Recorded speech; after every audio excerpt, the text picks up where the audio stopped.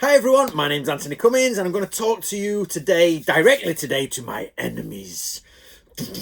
Dramatic 1980s cartoon music there. You'll see the breath coming out of my mouth because it is -2 and I'm in my office caravan without a proper fire going. It's just starting to warm up.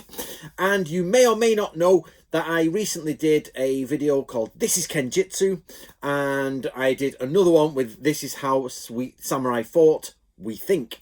Now, I've made a playlist with the trailer, them two videos, and this video, and I'm going to tell you what I think to what my enemies have been saying about that.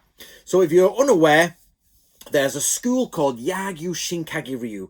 It's about 500 years old, the school, and they're still in existence today, and they practice swordsmanship, and everybody jumps to the conclusion that the swordsmanship they practice today is the same as what they did 500 years ago.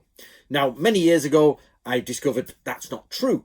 And there is something called the Mokuroku, which means picture scroll. And it's got a longer, more complex title, but the picture scroll, and it's got the writing next to it, and it tells you what to do. So I've just remembered something. So I've got my notes in front of me, and this is my message to all the people who are saying, no, Anthony, no, rubbish. Just so you're aware as well, guys, just for my advert, this book of Tolkien, the Tolkien world, the ultimate unofficial guide to Tolkien's world, is now on Audible. So it's on Audible, so you can use one of your credits and get it. And Book of Bushido is going to be going on Audible.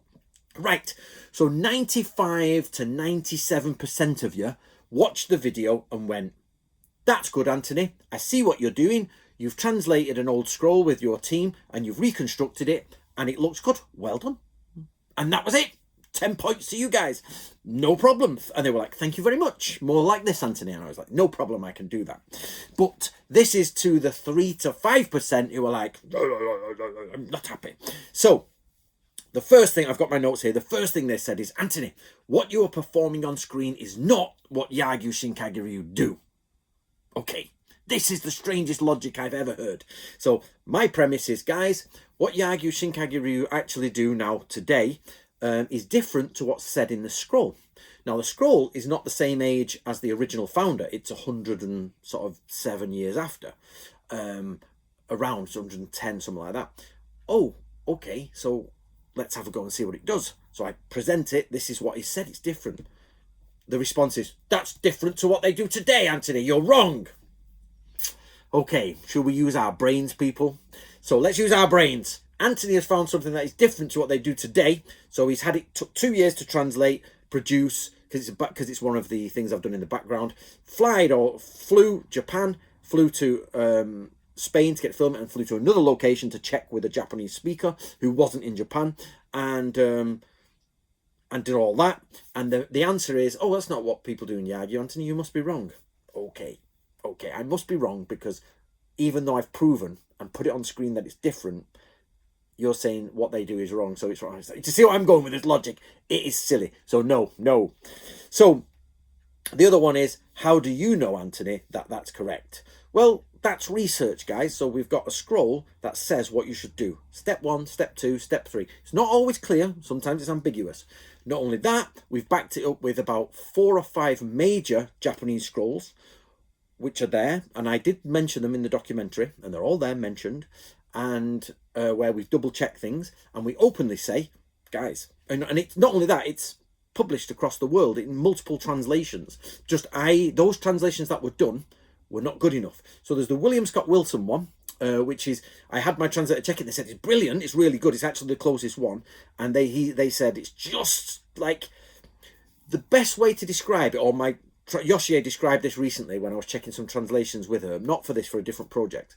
And she said, translation is not like wrong or right, it's like more and more out of focus. So fully in focus, you get it right. But little by little, as kanji change or you've misunderstood the meaning there, the focus slightly changes out until the picture is obscure. And when you get the kanji correct, it gets closer to a focus. Now, none of us can get 100% clear focus. So what we're trying to do is get that picture focused in as close as we can by moving these little kanji descriptions and what we do and understanding it, okay, guys? So that's what it is. So that's how I know what it says, because I have a team that I've put it together. So that brings me on to the Now, this isn't my comment, but somebody commented behind the scenes and went, "Isn't it funny that a load of middle-aged white men are telling the Japanese translators that their translation is wrong?" Like, it's totally true. So a load of people out there are like, "Anthony, what you're doing is wrong." Okay, so the Japanese have looked at this, plus other people, and they've said, yeah, and I've took this, before I even started this project, I've visited multiple swordmasters, and I've said, why does that not match that? I've done it with Miyamoto Musashi's school. I've done it with Tamiya Ryu. I've done it with Yagi Ryu, and they said it doesn't match, Anthony. No, and Tamiya Ryu, the sensei there, who I did an interview with, he literally said if the original masters to all these Koryu came forward and looked at what we do today, they would be shocked at the drastic change. I've spoken to other sword masters who are like, Japanese people sat there and say, yeah, no. Of course, Anthony, it's totally different. We don't claim it's the same. None of us claim it's the same. We just claim to have passed on a tradition, and this is what we are passing on. So this is where I was dead bang on and put the translations on screen and in digital format. So I could do the crafty thing, guys, where I put the social on screen, which I did in the documentary, because I don't want all the hard work that we've done to go to waste, because there's certain kanji that you have to guess at, and that have been translated differently in different books. But basically, I can be tricky and put the social on the grass style, and you guys, Japanese speakers, are going because they can't read it. They just can't read it. So I picked out 3 kata and showed you the exact ones, and I've had other Japanese speakers who are not part of this look at it and go, "Yep, that's what it says, Anthony. What you're doing is what it says," and then showing the Japanese Yagyu Ryu, and it's like, "Yep, that's not what it says." You know, they don't do that. So what I find really bizarre is people I've put on the screen. I've put the original social on the screen. I then put the modern Japanese typed up on the screen. I then read out the translation, and then I put on the demonstration. And people still said, "No, it's got to be wrong, Anthony. It's got to be wrong." Oh my God, how much do I need to do before you go, okay? And I will get to why I can be wrong at the end. So the translations are all on screen, guys, all on screen for you there. So the other one I get is, so why did they not do it like that? I've wrote a note here, I don't understand. So the other one I get is the people doing it are not good. First of all, Lewis is very good. Miguel's his student, so he's not as good as Lewis, but Lewis is excellent. He picked this stuff up instantly. It was brilliant. We put the demonstration together, no problem. But the people, when they're can't attack the smart enough people who can't attack the kanji and they can't attack the scroll, go, well, they're not very good at doing it. And you're like, hold on a minute, hold on. So I am saying, hey guys, look at this. This swordsmanship is, the written swordsmanship is different to the swordsmanship that's demonstrated today. Now, if you're not getting it, when you watch Yagyu Shinkagyu today, your mind is telling you, and society is telling you, that's what they practiced originally. Ancient samurai school, doing something. What they don't tell you is this is an ancient samurai school, and what we practice has heavily changed, especially through the 20th century. It may have even dropped out of use around World War II, and it's hardly been done by anyone. And not only that, Yagyu today is crumbling to a very, very small amount of people doing it. There is that much change, audience, that probably what we do is not the same as what they did 500 years ago. Nobody ever says that at the beginning of a demonstration. They say, Yagyu Shinkagyu, Sengoku Jidai, Kenjutsu Ryuha. Boom, there you go. But actually, I'm the only one who went, hold on a minute. Let's check the scrolls. Let's have a look. That's not right. And why not right? I will go into that. So the people, the clever ones have gone, well, all right, we can't battle all that. So, Anthony, they're not very good.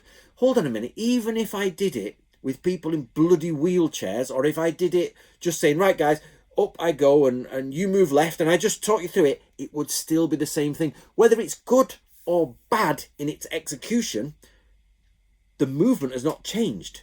Step with your left foot, put your sword above your head, move forward. You know, let's take the Gokui. He comes at you wildly like a lion. Yep.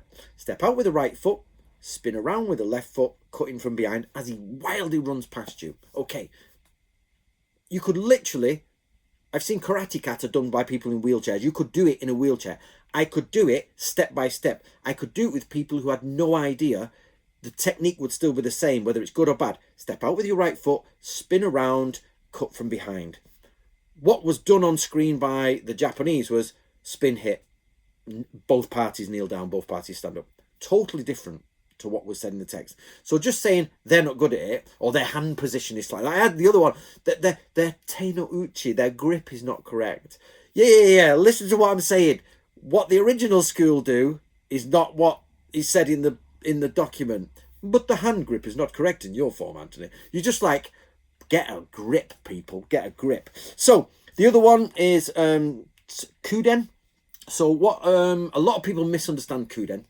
And I do agree with some of the points on kuden. So kuden means basically mouth tradition, oral tradition, said in tradition. Now this is different to himitsu and these other words they use in scrolls for secret. Everybody says oral tradition is secret. That's not true. So if we went today to a corporate building and we said, we looked at the corporate manual, it'd say, Rule 1, Rule 2, Step A, when you're operating this machine, go left, go... And then it'll say, you need to go on a course or see the video within this lecture. And they'll put a video on for a lecture for you. That's kuden. Guys, here's how I write it, but there's oral traditions passed on, such as, you know, when you do this, you do that, maybe move your balance here a bit and do that. So when people say, Anthony, you've got rid of kuden, but surely, so that makes you wrong, you're like, no, guys, no.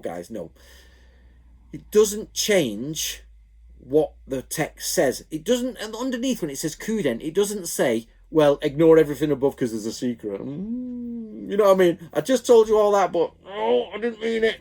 It just will tell you more details. So, step with the right leg, spin with the left, cut from behind. The kuden, which is lost, might say, right, you need to wait till he's one sword length away. Or when you spin and go backwards down, put your weight on your right leg, because it's too long to write all those things. So they'll just say, step out right, spin with your left, cut from behind, kuden. I'll show you later. Yep. And the other one is, there's the cultural aspect, which is, that is possibly said because of dojo culture rise, which means there are more secrets. Come to me for those secrets. Let's have the cash. It's there, and nobody ever discusses it. Kuden. Actually, and then people, and the other one that's really annoying for me is people say, oh, Anthony, it says kuden, and there's no kuden's ever been written down. Literally nearly all the scrolls in all of Japan are kuden. That's kuden. Because in the Sengoku period, people were doing it and smashing it, and they said, well, let's write it down. Okay, well, you know, we'll write the mokuroku for you, but kuden. Okay, well, I'll write the mokuroku and draw your picture, but kuden. Well, I'll write a mokuroku, I'll write the picture, and I'll write you how to do it in kuden.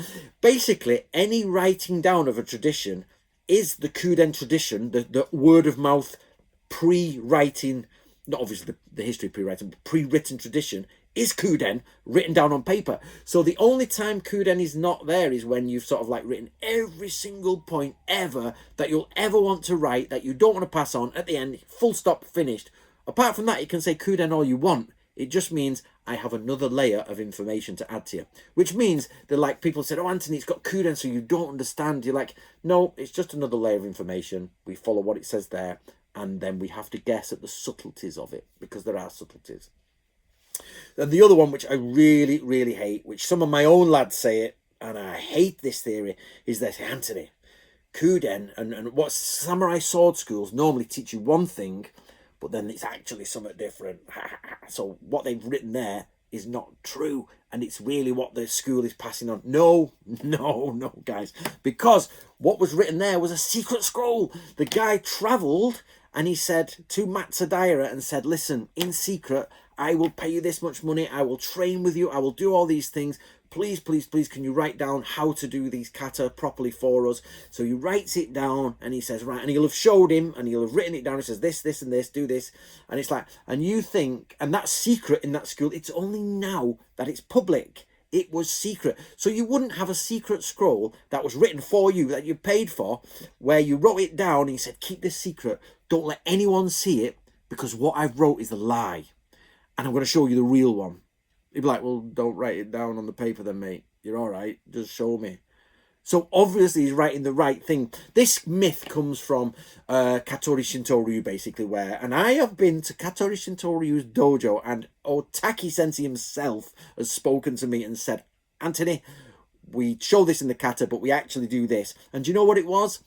He said, we do the kata the same, but the cut doesn't land here. We land the cut here.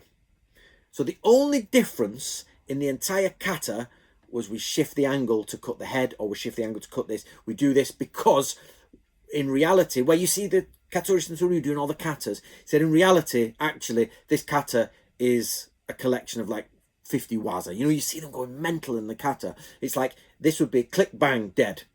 The next section, click, bang, dead. Click, bang, dead. So actually what we do in Katori Shintaro is break that down. And whereas in the kata would strike here, we have to remember we're actually going for the head. So we change the angle slightly and cut the head. That's it. And we break the kata up to workable instant techniques that work in a fraction of a second, which doesn't mean that somebody wrote down the wrong thing to teach the outsiders, even though the outsiders are not looking at it, the wrong thing. And you didn't do, now this is something that can be researched, they didn't do sword demonstrations outside until later on. And we're talking, you kept these things secret in your school. These demonstrations were done in front of the emperor, they were done in front of the shogun, and they were done in tight, you know, sections. It was only later that you start to find, in fact, I don't even know if they did demonstrations publicly in the Edo period. It's a good question. So if they do 0 demonstrations in the Edo period, okay guys, then that theory is total nonsense. So anyway, there you go. Right, and it's also about time frame. What we have done fits the time frame of 1707, okay? It probably isn't massively too close to the 1590s version, which is the original version, 1590s, 1600.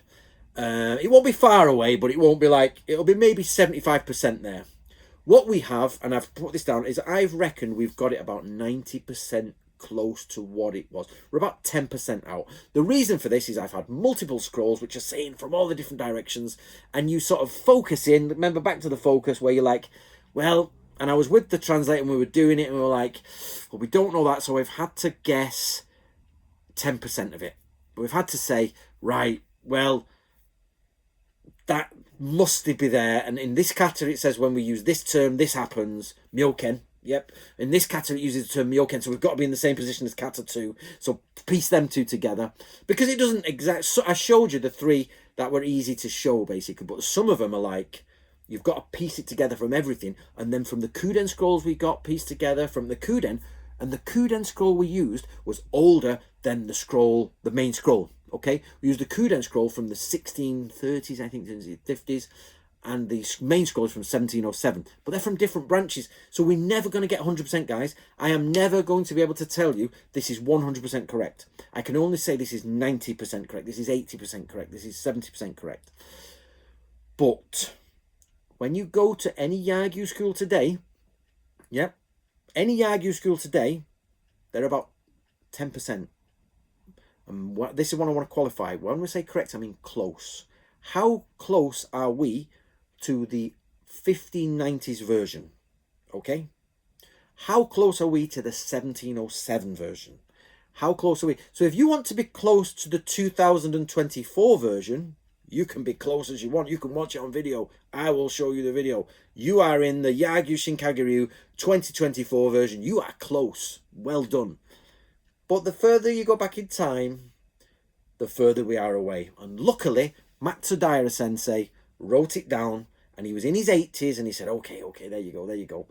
And he passed that on. And luckily, some of the Yagyu members in the 60s, so somebody else asked me that, they said, oh, Anthony, it can't be Seki Shusai because he's here and there. We actually found Toshitoshi's one of them, and Munenori, and we didn't do Jubei, I don't think we did Jubei, but they're all there, guys, and we tracked them across, and there will be a book. The reason I'm not telling you all this and I'm being vague is because there will be a book come out on Yagyu Shinkaguryu. It won't be soon, be in about 5 years or something whenever we do it, because it's a C-level project. I've got different projects on the go, and this is one that's being done because the translator working on this, I've acquired some new translators who are helping me working. Some help me in background things. One of them now is a new full-on translator helping me with this, but they only have a certain amount of time per day that they can do over their normal job, and they would do it for me. So that is, and then we work, and then I fly to see them. I fly over to Japan and different places, meet them in Japan,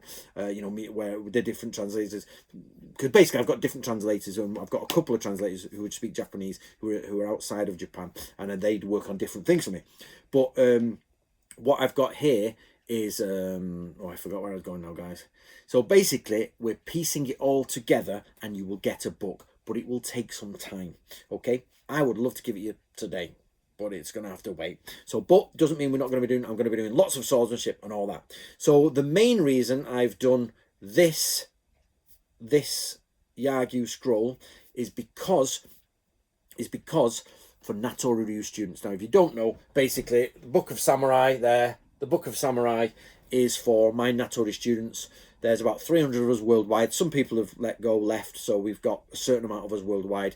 And as you guys who follow me know, I got back from Japan and we'd lost our treasure hunt for the Natori martial arts. We can't find them. They may exist, they may not exist. It's a bit difficult. So what we're going to do is produce, now there's 2 schools which are the closest schools to being taught by Natori Ryu.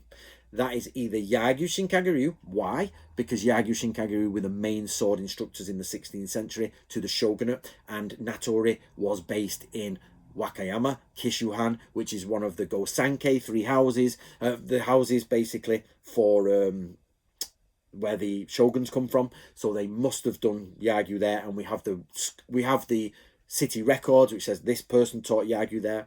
But the other one is, and it may be a case that it's Sekiguchi Ryu, because we found, as you guys saw, I went to Japan, we found a dojo in Japan which was in Shikoku Island, and they taught Natori Ryu at that dojo, and they taught, and their main school was Sekiguchi Ryu. So we have proof that Sekiguchi Ryu and Natori Ryu were taught in the same dojo. So I've done the Yagyu so people can look at Yagyu, and then hopefully we'll work on Sekiguchi Ryu as well. And then one day, what we're searching the lists for, and my enemies can search for this as well, because if you bring it out, you're going to help me tenfold, is we're looking for one of the Natori members, which we have different names, Onogi, Yabutani, Natori, all of these we're looking for inside of either Sekiguchi Ryu or Yagyu Shinkage Ryu lineage charts. We're looking for that next, because the minute we find the Natori members from Wakayama doing Yagyu, we'll push to Yagyu. The minute we find them doing Sekiguchi Ryu, we'll push to Sekiguchi. But before that happens, I'm just going to start producing stuff so we've got something to fall back on. And also for the benefit of everyone else. So if you want to join Natori Ryu, it's on Natori Ryu Hub on Facebook, and you can join and follow us along, and we'll be doing all that. But it's up to you guys. I hope that explains. That's probably the last of the Yagyu videos now, and I'll get back on to do my other videos. I hope you enjoyed that. Let me know what you think below. If you're one of the haters... Oh, that was it. So basically, nobody came along and said, Anthony, on the 3rd line of that, I think this verb means that, or possibly I found this meaning for that, which would slightly change the sword doing this. Nobody said it. Nobody said a word, because they know. Nobody dared to step like that, which I would be happy with. I was really hoping that somebody, high-level Japanese speaker, come along and go, Anthony, you're pretty much correct there, but there's a line there which I'd say, let's change that to that. Because there may be, we're always going to do slight adjustments. So you might see them done slightly different ways, because I am going to try and get you guys, more focused as I can. Let's creep that 90 up to 95, 98. Let's get there. But I need funds, support, which our next video is about donations, and we need help on different places. So there you go, guys. Right, enjoy it. My name's Anthony Cummins. Don't forget, it's on Audible. Get yourself a copy of the Book of Bushido, Art of War, Book of Ninja, all of that. Enjoy, guys, and I'll see you later.